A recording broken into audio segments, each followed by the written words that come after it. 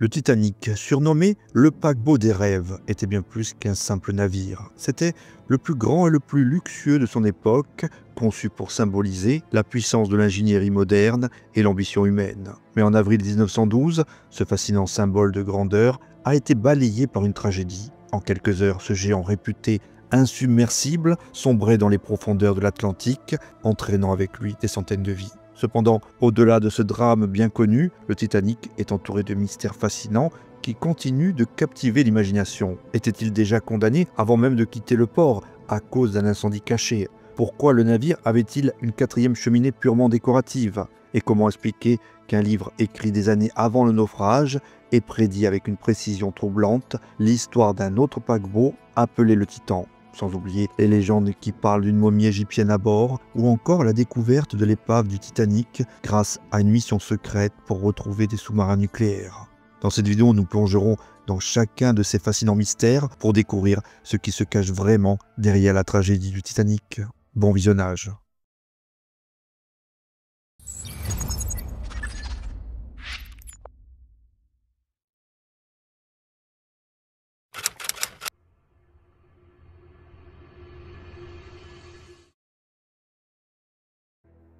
Au début du XXe siècle, l'industrie maritime était en pleine expansion, marquée par une compétition acharnée entre les grandes compagnies pour dominer le marché des traversées transatlantiques. Les innovations technologiques et les avancées dans la construction navale permettaient de repousser sans cesse les limites de la taille, de la vitesse et du confort des navires. Dans ce contexte, la White Star Line, l'une des principales compagnies maritimes britanniques, se retrouvait en rivalité directe avec la Cunard Line, qui venait de lancer deux navires d'une vitesse et d'une grandeur inégalées, le Lusitania et le Mauretania. Pour répondre à cette concurrence, White Star décida de créer une série de paquebots de luxe destinés à surpasser leurs concurrents, non par la vitesse, mais par la taille, le luxe et le confort. C'est dans ce contexte que naît le projet du Titanic. Le Titanic, avec ses 269 mètres de long et une largeur de 28 mètres, était destiné à être le plus grand navire jamais construit. Sa construction débuta en 1909 dans les chantiers navals Harland & Wolff à Belfast, en Irlande du Nord, sous la supervision de l'architecte Thomas Andrews. Le navire, conçu comme un palace flottant, pouvait accueillir plus de 2200 passagers et membres d'équipage répartis en 3 classes distinctes, chacune représentant un microcosme de la société de l'époque. Les premières classes étaient un véritable témoignage de l'opulence.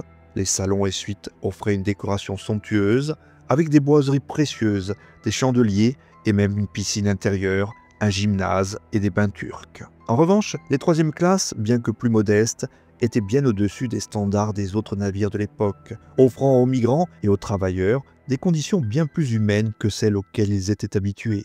Ce qui distinguait vraiment le Titanic, c'était ses innovations techniques. Ses concepteurs avaient intégré les toutes dernières avancées en matière de sécurité, notamment un système de compartiments étanches séparés par des cloisons, qui selon les ingénieurs permettaient au navire de rester à flot, même si 4 de ces compartiments étaient inondés.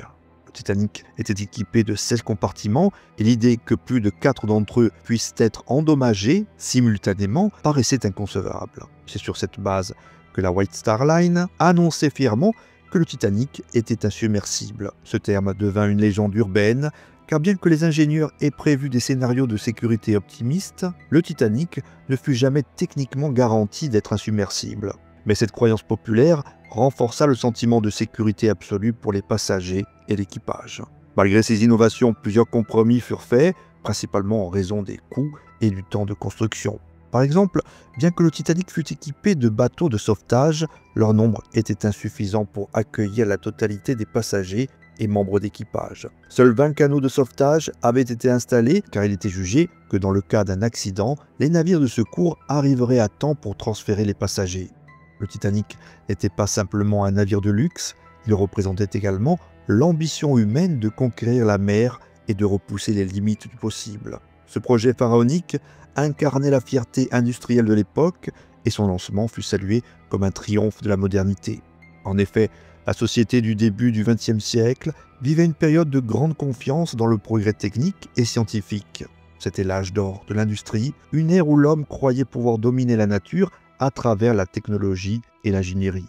Le Titanic, avec sa taille imposante et ses caractéristiques de pointe, symbolisait cette foi inébranlable dans le pouvoir de la science. Pour la White Star Line, le Titanic n'était pas seulement un moyen de transporter des passagers d'un point A à un point B, mais aussi un étendard de prestige pour attirer les élites du monde entier. Les grandes familles de la société américaine, britannique et européenne étaient invitées à monter à bord pour vivre une expérience unique, au milieu d'un cadre de luxe sans précédent. Cela allait bien au-delà du transport, il s'agissait de démontrer que la White Star Line pouvait offrir à ses passagers une traversée qui relevait presque du conte de fées, où chaque détail, du repas au divertissement, était conçu pour éblouir et satisfaire les plus grandes attentes. Mais cette grandeur s'accompagnait de nombreux défis. La construction du Titanic nécessitait l'effort combiné de milliers d'ouvriers, de techniciens et d'ingénieurs travaillant jour et nuit pour respecter des délais serrés. Chaque décision, des matériaux utilisés aux techniques de construction, était minutieusement étudiée pour s'assurer que le navire tiendrait sa promesse de sécurité et de luxe. Néanmoins, ces défis techniques étaient aussi accompagnés d'une pression énorme. L'échec n'était pas une option pour la White Star Line, qui misait beaucoup sur ce projet pour asseoir sa domination dans l'industrie maritime. Le Titanic incarnait également l'esprit de l'époque, en ce sens qu'il réunissait des individus issus de toutes les classes sociales. À bord du Titanic, on trouvait non seulement les plus riches industriels, artistes et politiciens de l'époque, mais aussi des travailleurs émigrants vers les États-Unis dans l'espoir d'une vie meilleure.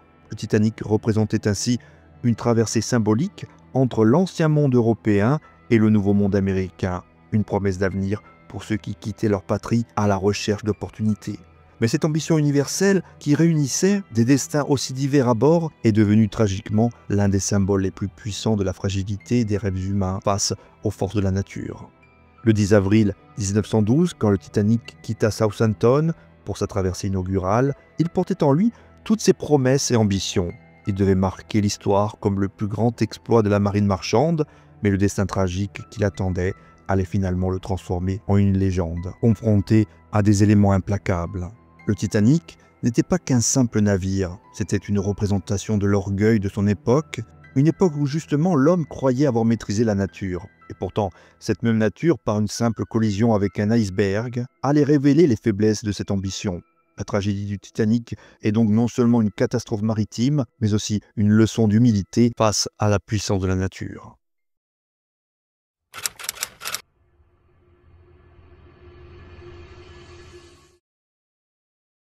Le naufrage du Titanic est l'un des événements les plus étudiés et discutés de l'histoire maritime. Alors que la collision avec un iceberg est unanimement acceptée comme la cause principale du naufrage, un mystère entourant un incendie dans les réserves de charbon du navire, avant même son départ, suscite encore de nombreuses interrogations.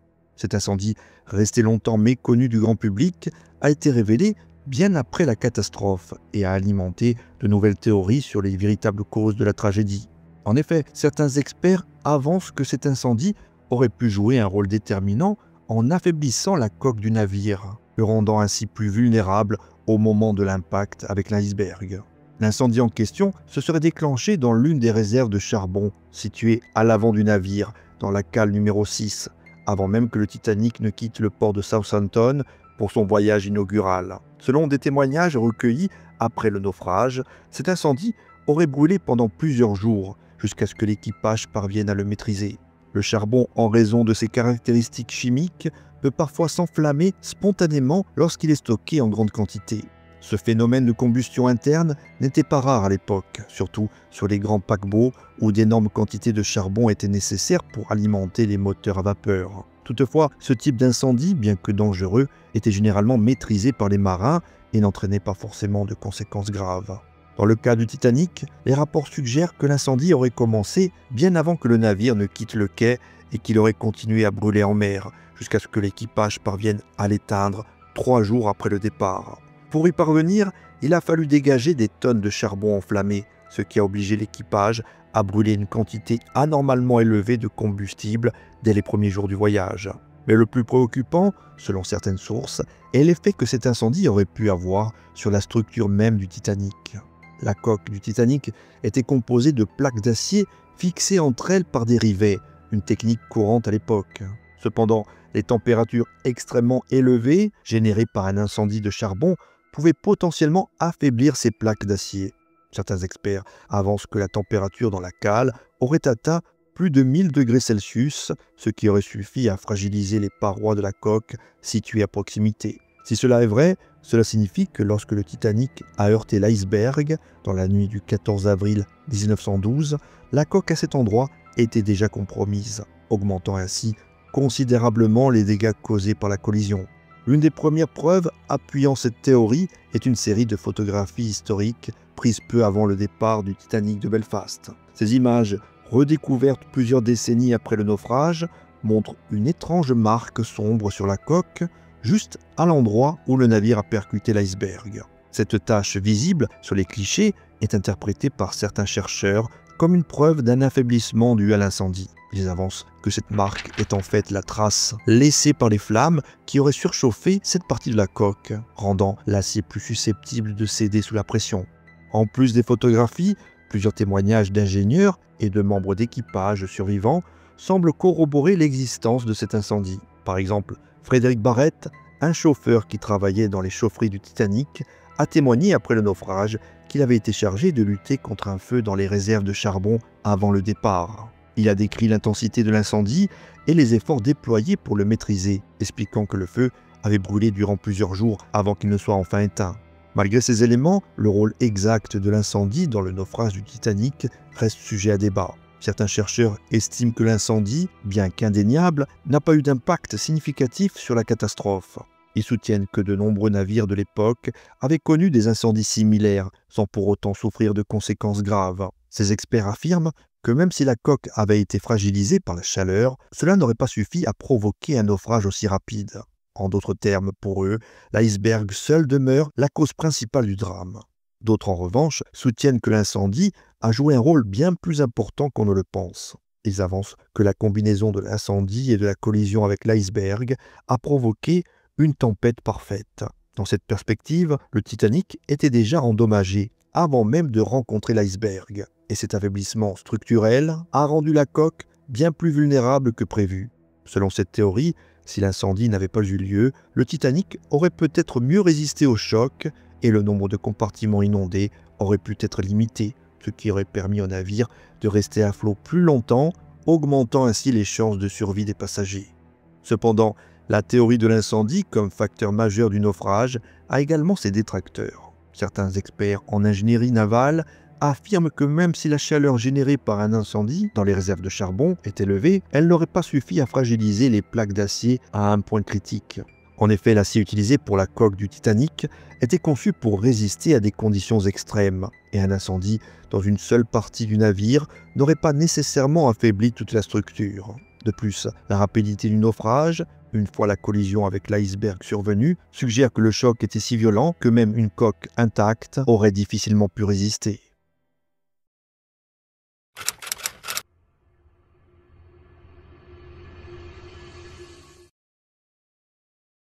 Le Titanic, symbole de la grandeur maritime du début du XXe siècle, reste à ce jour l'un des navires les plus emblématiques de l'histoire. Son design, sa taille monumentale, ses installations luxueuses et ses nombreuses innovations ont captivé l'imagination du public avant même son voyage inaugural. Parmi les nombreux détails qui ont contribué à l'image impressionnante du Titanic, la présence de 4 cheminées figure en bonne place. Pourtant, un fait souvent méconnu est que l'une de ces cheminées, la 4e en l'occurrence, n'était pas fonctionnelle. Cette décision de doter le Titanic d'une cheminée factice, bien qu'étonnante de prime abord, s'inscrit dans une stratégie réfléchie visant à renforcer le prestige du navire et à répondre aux attentes des passagers de l'époque. La raison principale derrière l'installation de cette 4e cheminée, non fonctionnelle, était purement esthétique. À l'époque, les grands paquebots étaient perçus non seulement comme des moyens de transport, mais aussi comme des symboles de pouvoir, de modernité et de prestige pour les compagnies maritimes qui les construisaient. Les cheminées étaient l'un des éléments les plus visibles d'un navire et en raison de leur rôle crucial dans l'évacuation des fumées générées par les moteurs à vapeur, elles symbolisaient la puissance et la vitesse.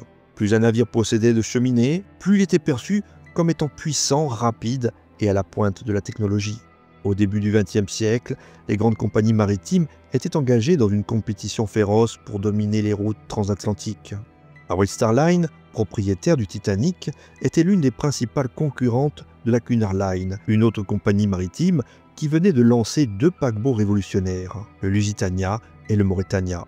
Ces navires, mis en service en 1907, étaient les plus rapides et les plus luxueux de leur époque, et ils étaient équipés de 4 cheminées, ce qui ajoutait à leur allure imposante et renforçait leur réputation d'excellence technique. Face à ce défi, la White Star Line ne pouvait se permettre de paraître en retrait sur le plan technologique ou esthétique. Le Titanic, ainsi que son navire jumeau, l'Olympique, étaient donc conçus pour rivaliser avec ces paquebots. Bien que les moteurs du Titanic ne nécessitaient que 3 cheminées fonctionnelles pour évacuer la fumée des chaudières et des moteurs, il fut décidé d'ajouter une 4e cheminée factice afin de donner au navire une apparence plus imposante et de le mettre sur un pied d'égalité visuelle avec les géants de la Cunard. Cette cheminée supplémentaire ne servait à aucune fonction technique, elle était simplement un ajout esthétique visant à renforcer l'image de puissance du Titanic. Au-delà de l'apparence technique, l'installation de cette 4e cheminée répondait également à une dimension psychologique. À cette époque, les passagers des classes supérieures qui voyageaient à bord des grands paquebots attendaient non seulement un confort exceptionnel, mais aussi une démonstration de la modernité et de la puissance de la technologie. L'apparence d'un navire, en particulier le nombre de cheminées, jouait un rôle crucial dans la manière dont les passagers percevaient la sécurité et les performances du navire. Un paquebot avec 4 cheminées donnait l'impression d'être plus rapide, plus sûr et plus avancé technologiquement qu'un navire similaire avec seulement 3 cheminées. Il est important de souligner que cette stratégie marketing de la White Star Line visait à séduire les passagers de la première classe, qui constituaient la clientèle la plus lucrative. Le Titanic, avec ses salons luxueux, ses suites somptueuses et ses nombreux équipements, s'adressait avant tout à l'élite de la société. Pour ces passagers fortunés, qui étaient habitués à une vie de confort et de prestige, la perception d'un navire pouvait être aussi importante que la réalité de ses performances techniques. La 4e cheminée ajoutait ainsi une touche de grandeur supplémentaire, renforçant l'idée que le Titanic était le summum du luxe et de l'innovation maritime. La comparaison avec d'autres paquebots contemporains souligne l'importance de cette démarche.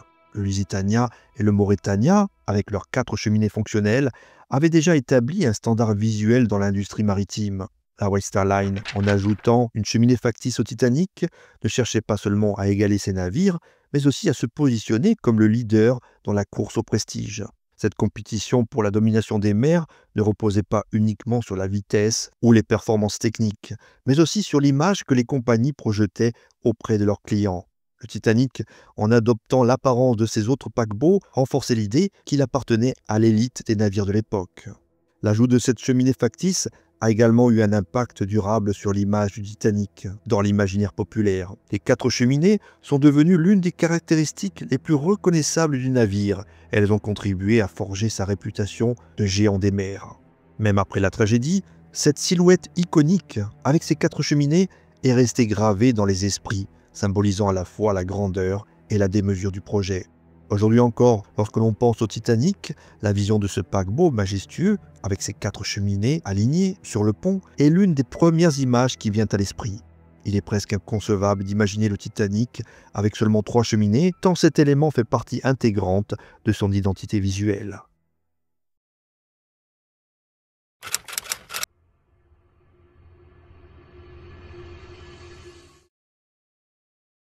En 1898, 14 ans avant que le Titanic ne sombre dans l'Atlantique Nord, un écrivain américain du nom de Morgan Robertson publia un roman intitulé Futility, or the Wreck of the Titan. Ce livre, bien que passé relativement inaperçu à sa sortie, a suscité un intérêt soudain et spectaculaire après la tragédie du Titanic en 1912.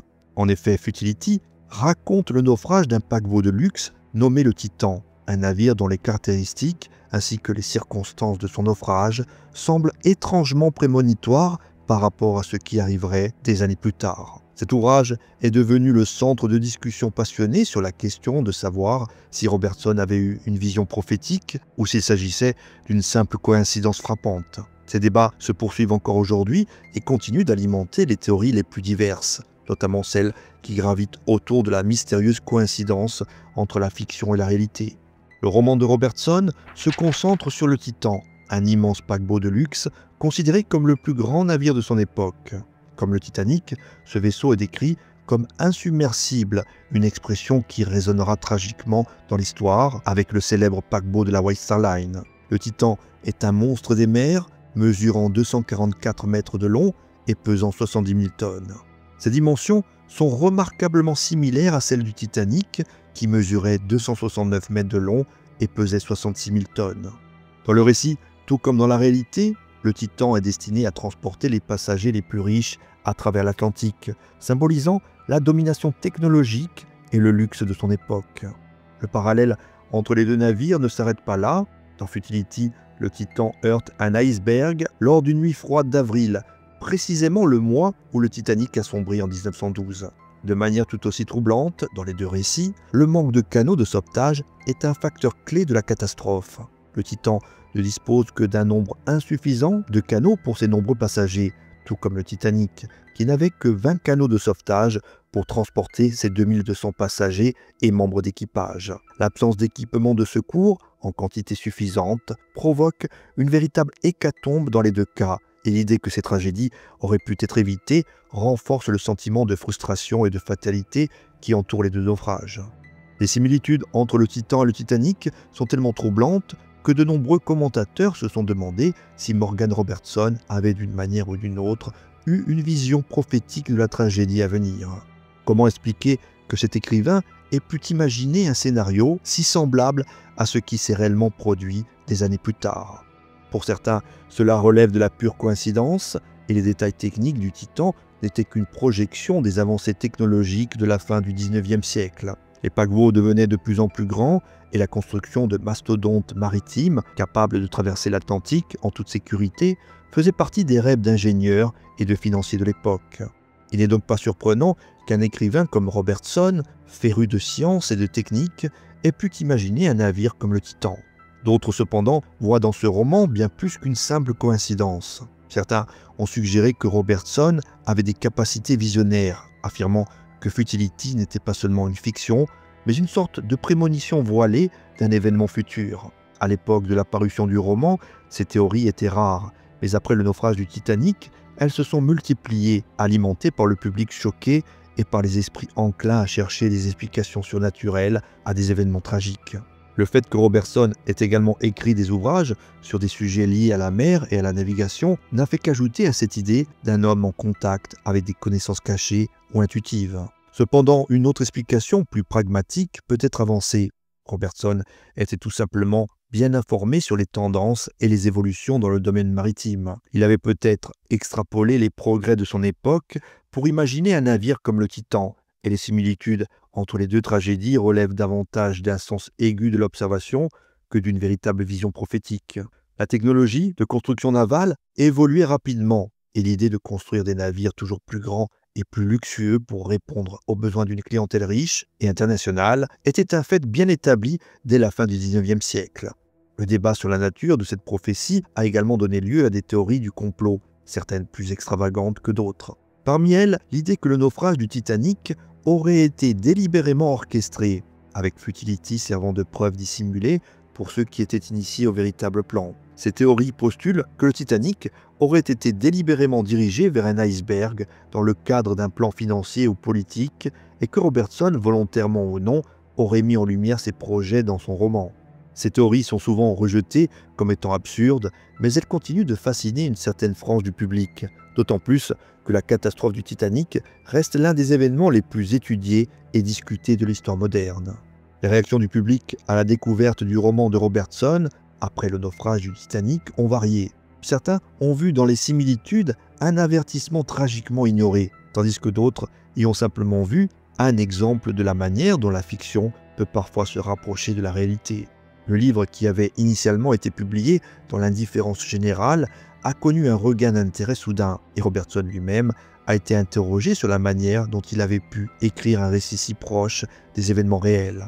L'écrivain a toujours maintenu qu'il n'avait aucun don de visionnaire et que son roman était le produit de recherches sur les progrès technologiques de son époque. Néanmoins, la fascination pour Futility et les comparaisons avec le Titanic ont continué de croître, alimentant des discussions et des spéculations pendant des décennies.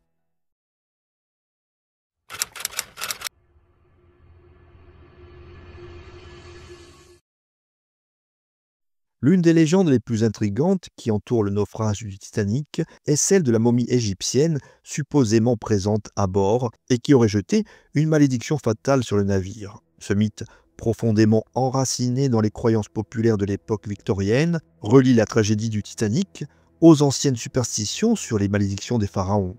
Selon la légende, une momie particulièrement redoutée, surnommée la prêtresse d'Amon-Ré, aurait été transportée sur le Titanic, et sa malédiction aurait joué un rôle dans la catastrophe. Cette histoire captivante, bien que largement discréditée aujourd'hui, a alimenté l'imagination collective pendant des décennies, particulièrement en raison du climat mystique qui entourait les découvertes archéologiques de l'époque. L'origine de cette légende remonte à une momie égyptienne conservée au British Museum. Cette momie, celle d'une prêtresse d'Amon-Ré, était déjà célèbre au début du XXe siècle en raison des événements sinistres qui lui étaient attribués. En effet, des rumeurs couraient que quiconque approchait cette momie subissait des malheurs ou même une mort prématurée. L'intérêt pour l'Égypte ancienne et les momies était alors à son apogée, nourri par les découvertes archéologiques spectaculaires dans la vallée des rois. Les croyances sur les malédictions égyptiennes étaient particulièrement populaires dans la société victorienne et édouardienne, renforcées par des récits sensationnalistes dans la presse et par les mystérieuses circonstances entourant la découverte des tombes de pharaons. Les momies étaient souvent considérées comme des reliques imprégnées de puissances occultes et toute interaction avec elles était vue comme potentiellement dangereuse. Selon la légende, cette fameuse momie aurait été acquise par un riche collectionneur anglais qui aurait décidé de la ramener en Amérique. Pour ce faire, il l'aurait fait expédier à bord du Titanic dans le but de la transférer à un musée américain. Cependant, la momie n'aurait jamais atteint sa destination, la malédiction qu'elle portait ayant causé le naufrage du Titanic au cours de sa traversée. Certains racontent même que la momie aurait été enfermée dans une caisse marquée d'avertissements explicites, effrayant l'équipage et les passagers du navire. Le développement de cette légende s'appuie également sur la fascination pour les malédictions qui régnaient à l'époque. Dans les décennies précédant le naufrage, plusieurs récits de malédictions avaient alimenté l'imagination collective. L'un des récits les plus marquants est celui qui entoure la découverte de la tombe de Toutankhamon en 1922, qui, bien que postérieur au naufrage, a renforcé la croyance en des forces mystiques associées aux momies.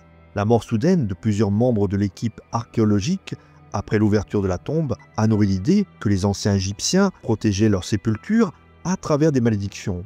Cependant, il est important de souligner que la légende de la momie du Titanic n'a aucun fondement historique. Les recherches menées depuis le naufrage ont prouvé qu'aucune momie égyptienne n'était à bord du navire lors de son voyage inaugural. De plus, les inventaires de la cargaison du Titanic ne mentionnent aucun artefact de ce genre. En réalité, la momie en question n'a jamais quitté le British Museum, où elle est encore exposée aujourd'hui. Il n'existe aucune preuve documentée qu'un collectionneur ait tenté de la faire expédier vers l'Amérique, ni qu'elle ait été liée, de près ou de loin, au Titanic. La popularité de cette légende peut être en partie attribuée à la presse sensationnaliste de l'époque. Peu après la catastrophe, de nombreux journalistes ont cherché à expliquer la tragédie par des causes surnaturelles, jouant sur les peurs et les croyances populaires pour vendre plus d'exemplaires. La momie maudite est aussi devenue une explication facile pour un événement qui, dans l'esprit de beaucoup, semblait presque inconcevable. Après tout, comment un paquebot réputé insubmersible, équipé des dernières technologies, aurait pu sombrer aussi rapidement et causer la mort de tant de personnes? Les récits autour de la momie maudite ont également été renforcés par les survivants du Titanic, qui, dans les années suivant le naufrage, se sont parfois souvenus d'événements étranges ou inexpliqués qui auraient pu présager la catastrophe. Ces témoignages, bien que souvent embellis ou exagérés, ont contribué à donner à la légende une forme de crédibilité populaire. Dans un contexte où la science ne parvenait pas encore à expliquer tous les détails de la catastrophe, ces récits surnaturels ont trouvé un écho auprès d'un public avide de réponses.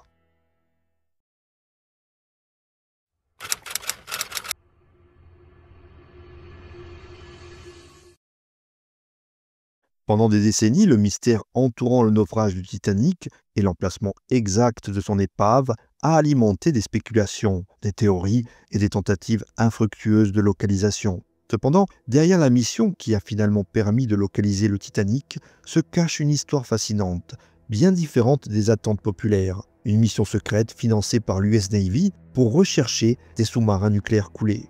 En 1985, Robert Ballard, alors un scientifique et explorateur de l'Institut océanographique de Woods Hole, s'apprêtait à diriger une expédition qui changerait à jamais l'histoire du Titanic. Cependant, peu de gens savaient que l'objectif initial de son voyage n'était pas directement lié au paquebot légendaire. En réalité, l'US Navy avait secrètement financé sa mission sous-marine dans le but de retrouver 2 sous-marins nucléaires américains perdus, le USS Thresher et le USS Scorpion, qui avaient tous deux coulé dans l'Atlantique au cours des années 1960. Ces 2 naufrages étaient particulièrement sensibles en pleine guerre froide, car les sous-marins étaient armés d'ogives nucléaires et l'armée américaine voulait s'assurer que leurs épaves ne représentaient pas une menace, notamment du fait d'une éventuelle fuite radioactive. Robert Ballard, qui avait déjà travaillé avec la marine américaine sur des technologies d'exploration sous-marine, se vit alors proposer cette mission secrète. L'accord avec l'US Navy était simple. Si Ballard parvenait à retrouver les sous-marins coulés, il pourrait utiliser le temps restant de l'expédition pour chercher l'épave du Titanic. Ballard accepta, espérant pouvoir combiner cette mission militaire avec son rêve de localiser le célèbre paquebot. Grâce à la technologie développée pour cette expédition, en particulier l'utilisation du système Argo, une caméra sous-marine qui pouvait être tractée à grande profondeur, il était en mesure de cartographier le fond de l'océan en temps réel, révolutionnant ainsi les méthodes d'exploration sous-marine. Après avoir localisé et examiné les épaves des 2 sous-marins nucléaires, Ballard et son équipe se concentrèrent enfin sur le Titanic. Le navire avait coulé quelque part au large de Terre-Neuve, mais les coordonnées précises restaient un mystère. L'équipe savait que l'épave devait se situer dans une zone géographique restreinte, mais cela représentait tout de même une immense étendue de l'océan. Grâce à l'analyse des courants marins et à une étude minutieuse des témoignages historiques, Ballard et ses collègues réussirent à établir une zone de recherche plus précise. Le 1er septembre 1985, après plusieurs semaines de recherche intense, l'équipe découvrit enfin les premiers débris de l'épave. Ce fut un moment émouvant et profondément marquant. Alors qu'ils suivaient la trace de petits objets éparpillés sur le fond océanique, les caméras de Argo révélèrent finalement la silhouette massive d'une chaudière, un vestige indéniable du Titanic. Progressivement, l'épave principale apparut sur les écrans de contrôle. Le Titanic gisait sur le fond de l'Atlantique, cassé en 2 parties distinctes, l'une contenant l'avant du navire et l'autre l'arrière, séparées par plusieurs centaines de mètres de débris éparpillés. Cette découverte bouleversa la communauté scientifique et le grand public. La légende du Titanic, qui avait captivé des générations, venait de passer d'un mythe tragique à une réalité concrète. La vision des restes du navire, rongé par la rouille et les organismes marins, ramena la catastrophe à la vie, permettant à l'humanité de redécouvrir cette tragédie dans toute sa dureté. L'un des aspects les plus frappants de la découverte fut de constater à quel point l'épave était bien conservée, malgré les décennies passées sous l'eau. Les caméras relevaient des détails incroyables, des balustrades intactes aux luminaires encore accrochés au plafond des cabines. La découverte du Titanic permit également de nouvelles avancées dans la compréhension des circonstances de son naufrage. Jusqu'à cette découverte, de nombreux mythes entouraient la manière dont le navire avait coulé. Certains pensaient que le Titanic était resté intact en touchant le fond, tandis que d'autres évoquaient l'idée qu'il s'était désintégré sous l'eau. Les images fournies par l'équipe de Ballard permirent de confirmer que le Titanic s'était bel et bien brisé en 2 avant de couler complètement. Cela changea fondamentalement la perception que les historiens et les experts avaient de la catastrophe. Les théories sur les dernières heures du navire furent réévaluées et affinées, notamment en ce qui concerne la rapidité avec laquelle il avait sombré après avoir heurté l'iceberg. En outre, cette découverte eut un impact significatif sur la manière dont les recherches historiques sur le Titanic furent menées par la suite. L'épave était un véritable trésor d'informations, offrant des indices jusque-là inaccessibles sur la construction du navire, ses équipements et la vie à bord. L'analyse des débris permit aux ingénieurs de mieux comprendre les défaillances structurelles qui avaient contribué à l'issue tragique du voyage. Les études ultérieures, basées sur l'examen des pièces retrouvées, révélèrent par exemple que la qualité de l'acier utilisé dans la construction du Titanic n'était pas aussi élevée que prévu. Ce genre de découverte alimenta de nouveaux débats sur la responsabilité du naufrage et les moyens qui auraient pu être mis en place pour éviter une telle catastrophe. Cependant, au-delà des implications techniques et historiques, la découverte de l'épave eut un effet émotionnel profond sur la société. Le Titanic, symbole de l'arrogance humaine face aux forces de la nature, était maintenant accessible au regard contemporain. Cela rappela au monde entier que cette tragédie n'était pas simplement une histoire lointaine, mais un événement tragique qui avait coûté la vie à plus de 1500 personnes. La découverte raviva l'intérêt du grand public pour le Titanic, inspirant des documentaires, des livres et plus tard des films, dont l'un des plus célèbres est Titanic de James Cameron en 1997, qui utilisa des images réelles de l'épave pour illustrer son récit. Voilà, c'est la fin de la vidéo, mais avant de conclure ce chapitre concernant les mystères du Titanic, voici tout de même une dernière anecdote pour conclure ce chapitre sur ce fameux géant des mers. Saviez-vous que parmi les passagers du Titanic, il y avait des animaux, dont plusieurs chiens? Sur les 12 embarqués, seuls 3 ont survécu au naufrage. Ces survivants étaient de petits chiens, 2 poméraniens et un pékinois, qui ont pu être portés dans les canots de sauvetage par leurs propriétaires. Cela montre à quel point l'attachement des passagers à leurs compagnons à 4 pattes était fort, même dans des circonstances tragiques. Voilà, si vous avez apprécié cette vidéo et souhaitez soutenir la chaîne, n'hésitez pas à faire un don via Tipeee ou en utilisant le bouton merci de YouTube. Encore merci pour votre soutien et à très bientôt. Ou à tout de suite si vous décidez de visionner une autre vidéo de la chaîne.